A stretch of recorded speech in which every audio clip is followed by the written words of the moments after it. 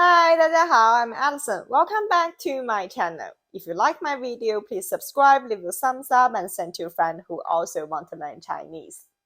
For this video, I will read it twice. The first time, I will read it very slowly, and then I will repeat it with normal speed. If you feel that you can understand everything in the first part, you can challenge yourself and listen to the fast version. And don't forget to check out the description below. There I have the material and the flashcard for this story. Are you ready for the listening practice?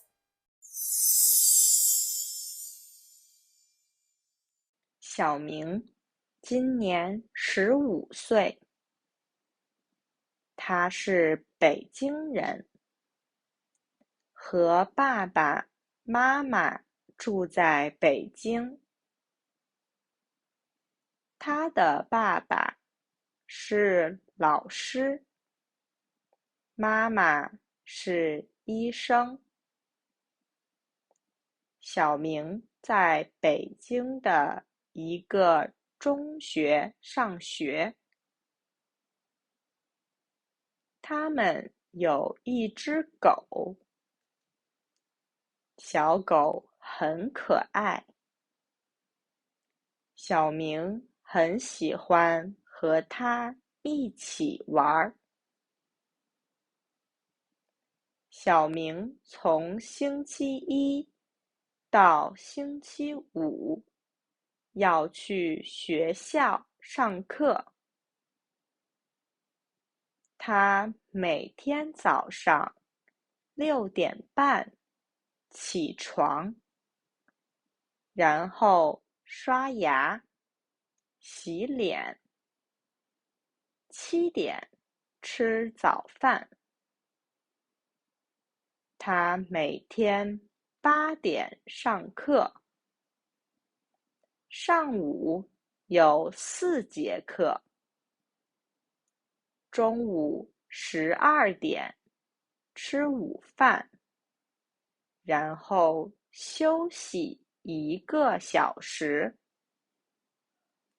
下午2点开始上课，上到下午5点半。下课以后，他坐车回家。今天是星期六，他不用去学校上课。早上，他10点起床，然后在家做了作业。下午，他要和朋友一起去电影院看电影。电影院在他家的后面。晚上，他还要和朋友一起去电影院前面的饭店吃晚饭。妈妈给小明打电话，告诉他晚上要早一点回家，因为他和爸爸晚上不在家。小明要带狗出去散步。小明今年15岁，他是北京人，和爸爸妈妈住在北京。他的爸爸是老师，妈妈是医生。小明在北京的一个中学上学，他们有一只狗，小狗很可爱。小明很喜欢和它一起玩。小明从星期一到星期五要去学校上课。他每天早上6点半起床，然后刷牙、洗脸，7点吃早饭。